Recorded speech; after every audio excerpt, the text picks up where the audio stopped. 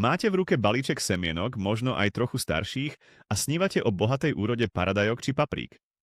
Ale potom príde tá známa úzkosť. Vyklíčia vôbec? A čo urobí väčšina z nás v snahe pomôcť prírode? Siahneme po peroxide vodíka. Internet je plný rád, že je to zázrak na prebudenie semien. Ale ja vám dnes poviem, prestaňte s tým. Doslova pálite svoje budúce rastlinky a riskujete celú úrodu. Vo videu vám ukážem metódu, ktorú volám jantárový náboj. Je lacná, úplne bezpečná a dokáže oživiť aj tie najlenivejšie a najstaršie semená za jedinú hodinu.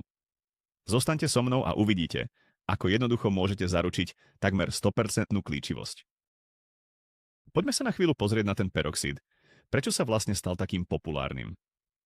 Jeho hlavnou úlohou má byť dezinfekcia povrchu semien od plesní a baktérií a tiež zmäkčenie tvrdej vonkajšej šupky. Znie to logicky však? Problém je v tom, že peroxid vodíka je ako chemický budíček, ktorý ale môže byť až príliš agresívny. Je to silné oxidačné činidlo, ktoré nerozlišuje medzi škodlivým patogénom a krehkým zárodkom budúcej rastliny. Ak neodhadnete správne koncentráciu alebo čas, môžete semienko nenávratne poškodiť. Je to hra s ohňom. My však pre naše budúce rastlinky hľadáme skôr jemné a povzbudzujúce prebudenie. Niečo ako keď vás ráno zobudí príjemná vôňa kávy a nie ohlušujúca siréna. A presne takéto prebudenie im dnes doprajeme. Takže, mýtus s menom peroxid. Prečo to nie je vždy najlepší nápad? Poďme si to rozobrať podrobnejšie. Ako som spomenul, peroxid je silné oxidačné činidlo. Predstavte si to ako bielidlo na vlasy. Chcete vlasy zosvetliť, nie ich úplne spáliť. Podobne je to aj so semenami. Chceme len jemne narušiť obal a očistiť ho, nie uvariť zárodok vo vnútri. Nebezpečenstvo spočíva v tom, že doma si len ťažko pripravíte presnú a bezpečnú koncentráciu. Stačí o trochu viac peroxidu alebo o pár minút dlhšie namáčanie a katastrofa je na svete. Namiesto prebudenia spôsobíte chemickú popáleninu, z ktorej sa malý zárodok už nikdy nespamätá. Zvlášť citlivé na toto sú semená s tenkou šupkou, ako napríklad uhorky, tekvice alebo šaláty. Pre ne môže byť aj krátky kontakt s bežne odporúčanou 3% koncentráciou fatálny. Namiesto rýchleho klíčenia tak získate len mŕtve semená. Otázka teda znie, naozaj chceme riskovať život našej budúcej úrody s takýmto nepredvídateľným pomocníkom, keď existuje oveľa bezpečnejšia, prirodzenejšia a ako uvidíte, aj účinnejšia cesta? Teraz predstavujeme skutočného hrdinu nášho príbehu. Kyselinu jantárovú. Nebojte sa toho názvu, nie je to žiadna nebezpečná chemikália. Práve naopak. Kyselina jantarová je úplne prírodná látka, ktorá sa nachádza v takmer všetkých živých organizmoch, vrátane rastlín a živočíchov. Dokonca aj naše telo ju produkuje. Svoj názov dostala podľa toho, že bola prvýkrát izolovaná z jantáru, čo je vlastne skamenená živica stromov. Pre rastliny je táto kyselina niečo ako vitamín alebo energetický nápoj. Nie je to hnojivo, ktoré by dodávalo živiny ako dusík či fosfor. Je to tzv. Biostimulant.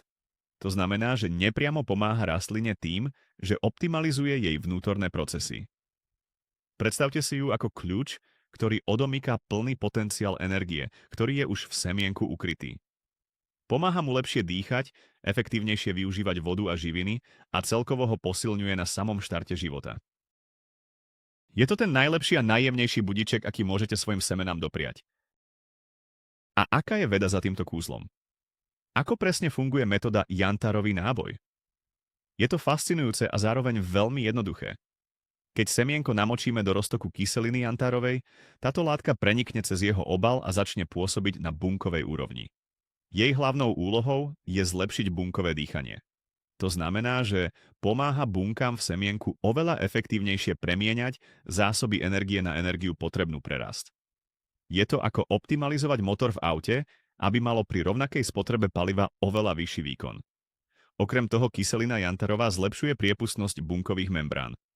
Vďaka tomu semienko rýchlejšie a ľahšie nasáva vodu, čo je kľúčový spúšťač klíčenia. Zároveň posilňuje imunitný systém semienka. Stáva sa odolnejším voči stresu, ako sú napríklad výkyvy teplôt, a tiež voči rôznym chorobám a plesňam. Takže my semienku nedodávame energiu zvonku, my mu len pomáhame odomknúť a maximálne využiť tú obrovskú silu, ktorú v sebe prirodzene má. Najlepšie na tom všetkom je, aké neuveriteľne jednoduché a lacné je si tento zázračný roztok pripraviť. Zabudnite na drahé prípravky zo záhradkárstiev. Všetko, čo budete potrebovať, je pár vecí, ktoré zoženiete za pár centov. Prvou a hlavnou zložkou je samotná kyselina jantárová. Najjednoduchšie ju zoženiete v lekárni vo forme tabliet. Zvyčajne sa predáva ako výživový doplnok. Alebo ju môžete kúpiť v práškovej forme v záhradkárskych potrebách či na internete. Ďalej budete potrebovať vodu. Ideálne je použiť destilovanú, prevarenú alebo aspoň odstátu vodu, aby neobsahovala chlór, ktorý by mohol znižovať účinnosť. A nakoniec si pripravte nejakú sklenenú alebo plastovú nádobu na zarobenie roztoku. Napríklad zavaraninový pohár. A to je všetko. Žiadne zložité chemikálie, žiadne špeciálne vybavenie. Len 3 bežné veci, ktoré vás budú stáť menej ako jedna káva, no prinesú vám úrodu na nezaplatenie. Príprava je skutočne základom úspechu. Poďme si teda ukázať presný recept na úspech. Príprava roztoku je kľúčová, ale nebojte sa, je to hračka. Základný pomer je 1 gram práškovej kyseliny jantarovej na 1 liter vody. Ak používate tablety z lekárne, pozrite sa na obal, koľko miligramov účinnej látky obsahuje jedna tableta. Zvyčajne to býva 250 mg. To znamená, že na 1 liter vody budete potrebovať 4 takéto tablety. Postup je nasledovný. Zoberte si menší pohár a nalejte doň trochu teplej vody, približne 50 až 60 stupňov Celzia. Vhoďte do nej tablety alebo nasypte prášok a dôkladne miešajte, kým sa všetko úplne nerozpustí. Kyselina jantárová sa v teplej vode rozpúšťa oveľa lepšie. Keď máte číry roztok bez akýchkoľvek usadenín, dolejte ho studenou vodou do celkového objemu 1 litra. A máte hotovo. Váš jantárový náboj je pripravený na použitie. Dôležité je použiť ho čerstvý, ideálne do 24 hodín, pretože postupne stráca svoju účinnosť. Teraz prichádza tá najdôležitejšia časť, samotný proces namáčania semien pre maximálny efekt. Keď máte pripravený čerstvý roztok, je čas na kúpeľ. Zoberte semená, ktoré chcete ošetriť. Ak máte viac druhov, je dobre ich namáčať oddelene. Môžete ich jednoducho nasypať priamo do nádoby s roztokom, alebo čo je praktickejšie, vložiť ich do malého vrecúška z gázy či starej pančuchy. To vám uľahčí ich následné vyberanie. Semená ponorte do roztoku tak, aby boli úplne zakryté. A teraz to najdôležitejšie, čas.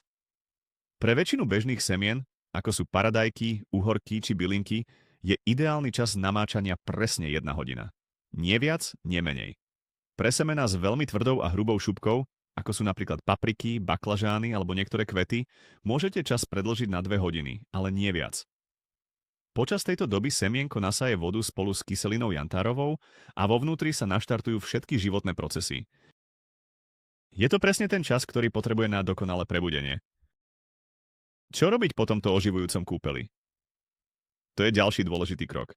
Keď uplynie stanovený čas, vyberte semená z roztoku. A teraz pozor, veľmi dôležitá informácia. Semená v žiadnom prípade neoplachujte čistou vodou. Tým by ste zmyli tenký film kyseliny jantárovej, ktorý na nich zostal. Tento film ich naďalej chráni a stimuluje aj po zasadení do zeme. Semená jednoducho vyberte, napríklad sitkom alebo pinzetou, a rozložte ich v jednej vrstve na papierovú utierku alebo kúsok novín. Nechajte ich len krátko obschnúť, asi 15 až 20 minút. Cieľom nie je ich úplne vysušiť, len aby sa zbavili prebytočnej vlhkosti a nelepili sa na prsty. Hneď ako sú takto pripravené, sú v tej najlepšej kondícii na okamžitú výsadbu. Môžete ich zasiať priamo do pripraveného substrátu, alebo ich dať klíčiť na vatu. Sú nabité energiou a pripravené vyraziť. Možno sa pýtate, pre koho je táto metóda najlepšia. Ktoré semená ju doslova milujú? Odpoveď je jednoduchá. Takmer všetky. Ale sú druhy, pri ktorých uvidíte naozaj dramatický rozdiel. Absolútnymi fanúšikmi jantárového náboja sú semená, ktoré sú známe svojim pomalým a problematickým klíčením. Na prvom mieste sú to určite papriky, najmä štiplavé odrody a baklažány. Týmto ošetrením môžete skrátiť dobu klíčenia aj o týždeň. Vynikajúce výsledky dosiahnete aj pri paradajkách, zeleri, petržlene či rôznych bylinkách. Druhou veľkou skupinou sú staré semená. Určite máte doma nejaké vrecká po dátume spotreby, ktoré by ste už normálne vyhodili. Nevyhadzujte ich, dajte im šancu s kyselinou jantárovou. Budete prekvapení, koľko z nich sa podarí oživiť. Táto metóda vám tak ušetrí nemalé peniaze za nové osivo. A samozrejme skvele funguje aj na semena kvetov, najmä tie drobné ako petúnie či lobelky. Je to univerzálny recept na úspech v záhrade. Mám pre vás ešte jeden skvelý bonusový tip. Čo urobiť so zvyšným roztokom po namáčaní semien? V žiadnom prípade ho nevylievajte do odtoku. Bola by to obrovská škoda. Tento roztok je stále plný energie a je to fantastický stimulant nielen pre semená, ale aj pre už rastúce rastliny. Môžete ho použiť ako zálievku pre vaše izbové kvety, ktoré vám poďakujú novými listami a kvetmi. Je to tiež perfektná výživa pre mladé priesady. Keď ich budete polievať týmto roztokom, budú silnejšie, zdravšie a odolnejšie voči chorobám. Pre použitie na zálievku je dobré pôvodný roztok ešte trochu zriediť, približne v pomere 1 diel roztoku a 1 diel čistej vody, aby nebol príliš koncentrovaný. Takto sa metóda jantárový náboj stáva úplne bezodpadovou a ešte ekonomickejšou. Nielenže oživíte semená, ale zároveň dáte extra dávku energie aj ostatným rastlinám vo vašej domácnosti. To je dvojité víťazstvo. Nakoniec, výsledky hovoria sami za všetko. Čo môžete reálne očakávať od tejto metódy? Poprvé, výrazne rýchlejšie klíčenie. Pri mnohých druhoch uvidíte prvé klíčky o 3 až 5 dní skôr ako zvyčajne. Po druhé, a to je najdôležitejšie, oveľa vyššiu klíčivosť. Aj pri staršom osive sa môžete dostať na úroveň 90 až 100%. To znamená, že takmer každé jedno semienko, ktoré zasadíte, vám aj vyrastie. Po tretie, priesady budú od začiatku viditeľne silnejšie, robustnejšie a zdravšie. Budú mať silnejší koreňový systém, hrubšie stonky a sítejšie zelené listy. A to všetko vedie k finálnemu cieľu. Zdravšie rastliny sú odolnejšie voči chorobám a škodcom a v konečnom dôsledku vám prinesú oveľa bohatšiu a kvalitnejšiu úrodu. Keď si vedľa seba položíte priesady ošetrené touto metódou a tie neošetrené, rozdiel bude okamžite viditeľný. Na jednej strane budete mať hustý lesík silných rastlín, na druhej strane pár váhavých a slabých jedincov. A to všetko vďaka 1 hodine v jantárovom kúpeli. Takže tuto máte. Jednoduchý, extrémne lacný a neuveriteľne efektívny spôsob, ako dať vašim semenám ten najlepší štart do života. Už žiadne riskovanie s agresívnym peroxidom. Namiesto toho privítajte jemnú, ale nesmierne mocnú silu prírody v podobe kyseliny jantárovej. Zistili sme, že to nie je len nejaký záhradkársky mýtus, ale vedecky podložená metóda, ktorá na bunkovej úrovni prebudza v semenách ich skrytý potenciál. Najväčším zistením pre vás môže byť to, že dokážete zachrániť semená, o ktorých ste si mysleli, že sú už stratené, a získať tak náskok v celej sezóne. Toto nie je len trik, je to zásadná zmena v prístupe k príprave osiva. Ďakujem vám, že ste to so mnou vydržali až do konca. Ak sa vám video páčilo a chystáte sa metódu jantárový náboj vyskúšať, nezabudnite dať like a odoberať náš kanál pre viac takýchto overených tipov. A teraz otázka pre vás. Akú najbláznivejšiu alebo najzaujímavejšiu metódu na klíčenie semien ste kedy skúšali vy? Podelte sa o svoje príbehy a skúsenosti v komentároch pod videom.